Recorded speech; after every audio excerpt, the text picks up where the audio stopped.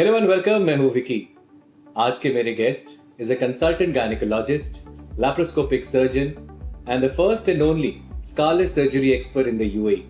Dr Usha Kiran हमारे साथ. Such a pleasure to speak to you, Dr Usha, today. Hi Vicky, it's really nice being here. How long have you been in Dubai, Dr Usha? 6 years. And 2016 I came to Dubai. and इसके पहले आप कहाँ थे? I was in the UK for 16 years and then I was in India for about 2-3 years. I'm born and brought up in India, but now in Dubai.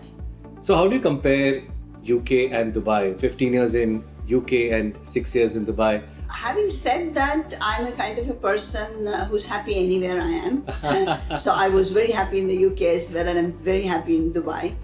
But I have to say, Dubai spoils people.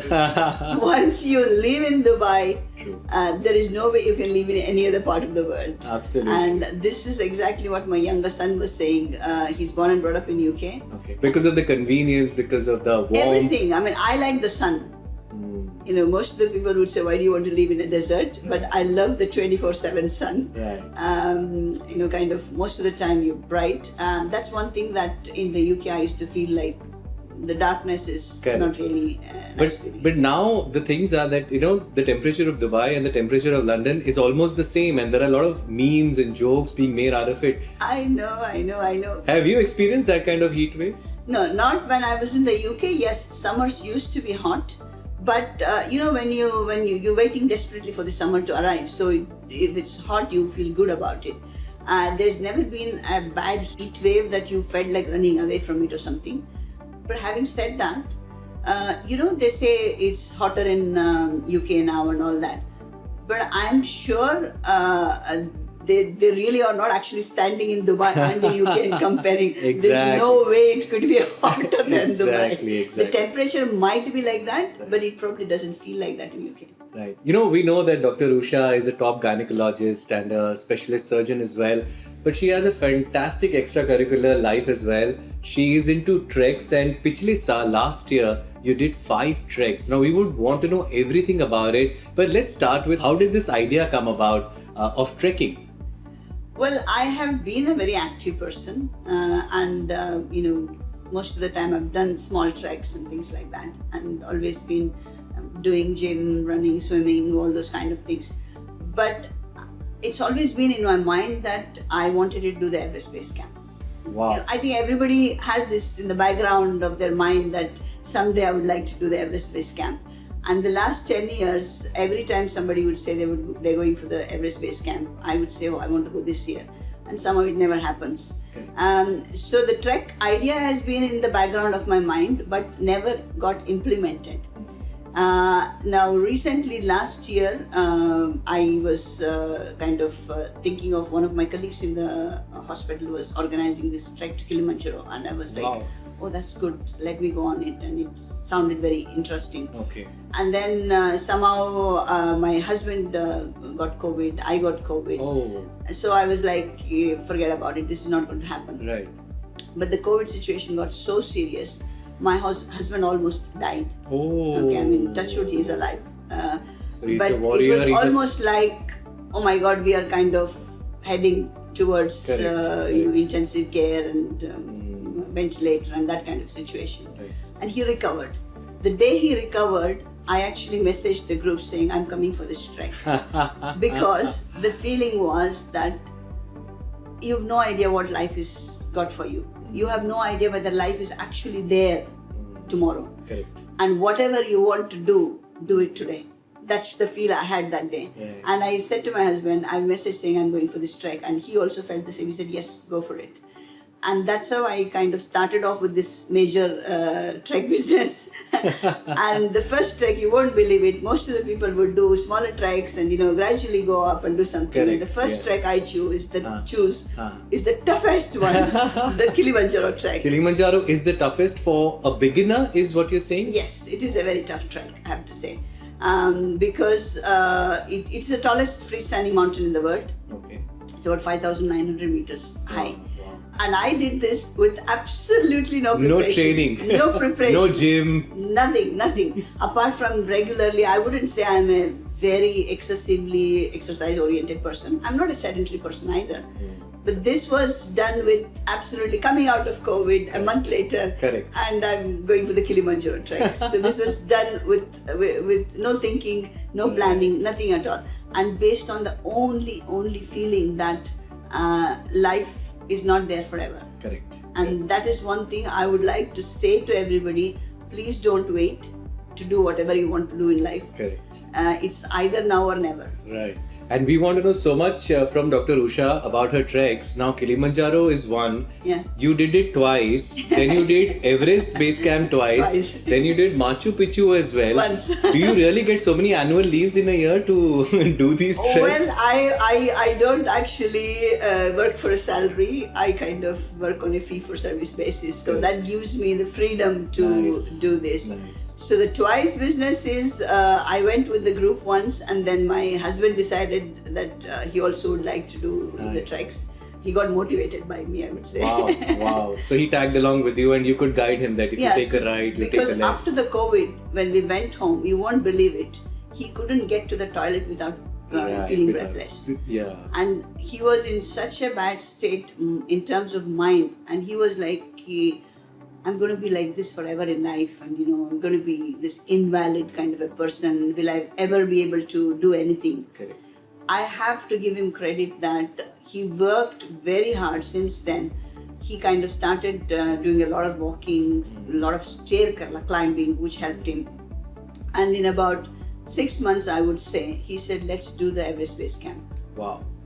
He was like, I want to kind of, so you were motivated to conquer the world. So he was really like, I want to do something. Right. If he didn't have COVID, I don't think he would have ever thought of doing Everest Base Camp. Correct. Because COVID put him in such a position that he almost felt so helpless and invalid. Right. He decided that he's going to raise above that, and that is commendable. Right. So we did the Everest Base Camp together. And then he decided, let me do the Kili as well. Nice. Because he wouldn't believe it that Kili was actually tougher than Everest. Nobody would believe it. It's the one who experienced it. Yeah. So he was thinking I was making it up. So he did the Kili, and he agreed that it is the toughest. Okay. Machu Picchu as well, if you could tell us a little bit about that. How difficult is it or how easy is it? So out of the 5 treks that I did, Everest Base Camp and Killimanjaro are of the treks of high altitude. Okay. Now there is something called, you have in the gradation of treks, if you look at it, you've got 1 day treks, or you have a few hours of trek, which most of the people can do. You have 1 day of trek, which is a little tiring. Then you have a 7-day trek, which is even more tiring. You add to that an altitude, it becomes even more difficult. Even more, because of lack of oxygen. So what happens is, in a regular trek, you are looking at only your physical fitness. Correct. So if you've been working out, if you've been, if your cardiovascular system is fit enough, anyone can do these treks. Correct. But high altitude treks, even if you're a bodybuilder, there is no guarantee that you will be able to do these treks. So all of that is lung power, mind power?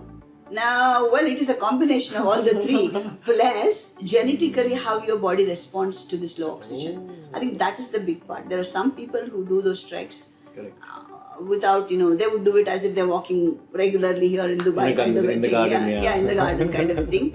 But when your body is already spending oxygen when you're doing these activities, when you're trekking. And when you get to a level of, usually the hypooxygenation kind of thing scenario hits you when you reach about 5,000 meters. That's above the tree line. So there are no trees, so there's oxygen production is low, so the oxygen levels become low. So your body has to learn to work on the low oxygen level. If you stay in the place, like the people who are living in those places, the body gets acclimatized and they learn how to manage the low oxygen. Like all of us, if we have less money, we learn how to manage it. We have more life money, situation, So similarly, the body also does, learn how to manage it. Correct. The acclimatization issue is for the people who are going from one level to another where they're not used to it. Correct. So the body needs to learn it quickly. So you need to stay there for some time and then you start your trek and you get some training over there. No, so what happens is the people who we are talking about staying there, they're staying there and living there and their body is used to, and they feel the same as what we are doing here. Right. So for them there's no difference. For us whoever is going to that height, 2 things. One is to take it very, very slow. Okay. Even if you feel you can run up to the EBC, you're not supposed to run. Right. because you need to give that with every step for the body to get used to that little bit of less oxygen, and then you do it. It gets. I wouldn't say it gets easier. It is safer. And the other thing is you can have this in, for example, in Everest Base Camp, we have the acclimatization day, one at Namche Bazaar when you reach a certain height, and then one at Dingbuche at the next level. Okay. So this gives your body on that day to get used to that low level and then to be able to perform the next day. Superb. Really, I mean, all of this sounds so inspiring right now, and I'm sure that, it is not that easy the way you make it sound. It is. I definitely say it is not easy, but my conviction is that it is doable. Okay. It is doable by every person. Every person. This is what I tend to say. Don't even think whether you're physically fit. Even if you're 50, 60, 70. Don't even think that you're too old for it. Okay. It is just that you need to have, yes, obviously, if you have multiple medical problems and you're totally unfit, you can't do it. But for an average person who doesn't have any major health diseases, health problems, he or she, if they are able to walk around and do things without anybody's help, they should be able to do these treks. And what is that high that you get once you reach the peak, once you reach the height, once you reach and finish your climb? Yeah. What is that feeling? Is it meditative? Is it calmness? Is it... No, I think it is a sense, any of us do these things, whether achieving something, whether it's a trek or your profession or personal. Some goals we achieve, Two things we do it for. One is for the public appreciation. For the likes. And so there's nothing like, somebody comes and says, oh my God, you're doing this trek. Correct, and, yes. you really, your ego is like really boosted. Boosted. So that is one thing, but actually that is secondary. Okay. That's like a bonus, Sonepe Swaga type of thing. Okay. The main thing that the kick that you get out is that when you reach a point, you have excelled in your own expectations. Okay. Especially these kind of things where you think that it probably, this is a feeling I got the first time when I did the Killimanjaro. I went to Killimanjaro thinking that first day I'm going to do it anyway, I'm not that unfit. Correct. Second day I will drag myself and do it. The third day maybe I can still push myself with my mental energy. Okay. And if I do that, and if I can't do the fourth day, I'm happy to come back.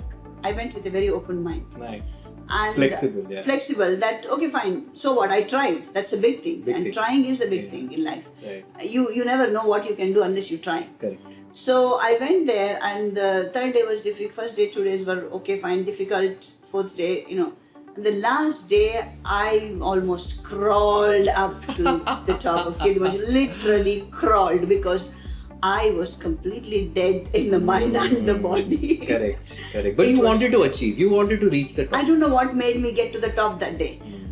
And on that day's experience, I would say to people, that day what I realized was, it is not the body which drives you. I mean, we all know the mind drives you, but you have no idea about the power of the mind that can drive you to any extent if you decide to. You see or you hear about, a mother killing a tiger to save her child, right? And, or fighting a cheetah. We see that in Indian villages. And you see people doing things which they wouldn't think that they would do. Exactly. I experienced that day. That I don't know what drove me that day. All that was in my mind was I want to get there to the top. And it was very difficult, extremely difficult. I was like huffing and puffing and getting there. But if you decide to do it, there is nothing that will stop you from doing it. Superb, really well said. And I think it is because of that situation that you were in that you went and did it. And sometimes we live in a city life or any comfortable life, you're not able to do it. So breaking those barriers is of prime importance if you want to empower yourself. I think we should all empower ourselves. It doesn't have to be a big barrier like crossing, climbing Killimanjaro. Correct. There are lots of internal barriers you have in a day-to-day life. Correct. Whether it is to do with a task or your profession or even with personal relationships. Correct. There are times, when do divorces happen? When do relationships break? Correct. Because in our mind we believe that it's not possible to make it work. Exactly.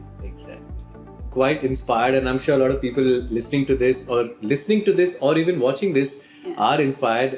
You've been quite an inspiration for all of us, Dr. Usha. I'm sure that the energy that you have to climb and to break all the barriers. Let it continue. But before we end this, what are your plans? What are your goals? Since we are talking about trekking and various things, yes, I would like to do the Mount Everest in 2 years' time. So you did the Everest Base Camp. You want to reach the peak, is it? Yeah, peak. Now, this is another thing that doing Everest Base Camp was kind of in the background, a little dream, which I always felt that I want to do it. And even that I thought was not going to be, definitely materialized. Okay. But if somebody had told me 6 months back, Mount Everest, I would have said, no way. I'm not doing Mount Everest. But so much has changed in the last year that I feel, yes, Mount Everest can be done as well. Correct. So there is nothing that can't be done. Right. So that's the feeling. So hopefully in 2 years' time I will be back talking about how it felt on the top of Mount Everest. 2 years, we thought in another 3 months we'll be speaking to you again, getting inspired by your stories. Hopefully so. Any word of motivation for everyone if they want to achieve certain barriers, that they have that block in their mind? Any word of motivation, any example that you would like to give them? See, one of the things from a woman's point of view, I would like to say that I'm 55 years old and... you shouldn't have revealed it. We would have guessed as the sweet 16. I want to say that with pride. Right. That I am 55 years old, and for the women who are watching this, I want to say I've reached menopause. My children are 21 and 18. One is left to university, the other one is going now. So what I want to say is that nobody at the age of 20, 25 or very small percentage of people will have the opportunity, the money, the time and everything to lead the single fantastic adventurous life that we all think that a lot of people are leading. Correct. Nobody is leading that at that age. Correct. Because everybody is bound by various other things, limitations. So we all think that all the movies they show these young people doing a lot of adventure. So you think that was life. Right. So that age is gone now. And in between, you're so much overburdened with the career and the responsibility and the family and a lot of things. So you've just gotten to this automated mode of achieving everything and completing your responsibilities. Correct. So you reach to the age of 40, 45, 50, then you kind of, the responsibilities has gone down and your career has probably reached a place where either reached or not reached a place where it should have. So it's no more your focus, and children are no more your focus, and you're actually focusless. When you say focusless, it's like you're purposeless. Correct. And you kind of think, what is the purpose now? How can I do, where do I have the energy, where do I have the body or the mind to do any of these things?